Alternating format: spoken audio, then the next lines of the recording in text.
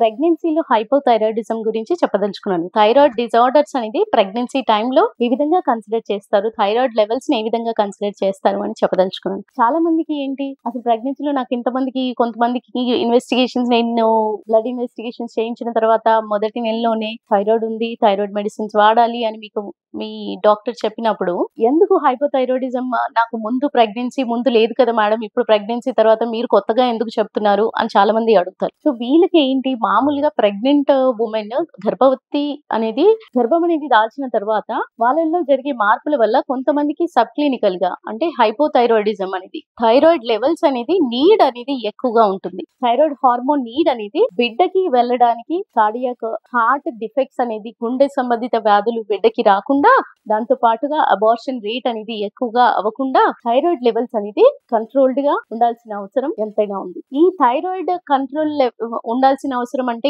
ఎంత రేంజ్ కి పట్టుకుంటారు? మామూలుగా అయితే థైరాయిడ్ మెడిసిన్స్ 5 అబోవ్ ఉంటేనే స్టార్ట్ చేస్తారు కదా మేడం. మీరు ముందే 5 లేకుండా ఉంది ఎందుకు స్టార్ట్ చేశారు అని చాలా మంది రొటీన్ క్వశ్చన్ గా మాకు అడుగుతూ ఉంటారు. వీళ్ళకి చెప్పదలుచుకుంది ఏంటి అంటే usually thyroid levels normal people కి ఏంటి అంటే 5 అబోవ్ ఉన్నప్పుడే వాళ్ళలో సిమ్టమ్స్ ని బట్టి థైరాయిడ్ మెడికేషన్ అవసరమా లేదా అని చెప్పడం జరుగుతుంది. కొంతమందికి సిమ్టమ్స్ లేకపోయినా కూడా వాళ్ళల్లో సబ్ క్లినికల్ మెథడ్ లో అంటే థైరాయిడ్ టెస్టింగ్ అనేది జరిగినప్పుడు TSH లెవెల్స్ ఎప్పుడైతే 3 కంటే 3 to 5 ఉన్నప్పుడు కూడా దాన్ని సబ్ క్లినికల్ హైపోథైరాయిడిజం కింద కన్సిడర్ చేయడం జరుగుతుంది. ఈ సబ్ క్లినికల్ హైపోథైరాయిడిజం కింద కన్సిడర్ చేసి వాళ్ళకి కావాల్సిన థైరాయిడ్ హార్మోన్ అనేది ఎక్స్ట్రా ఇవ్వడం అనేది ఎంతైనా అవసరం ఉంది.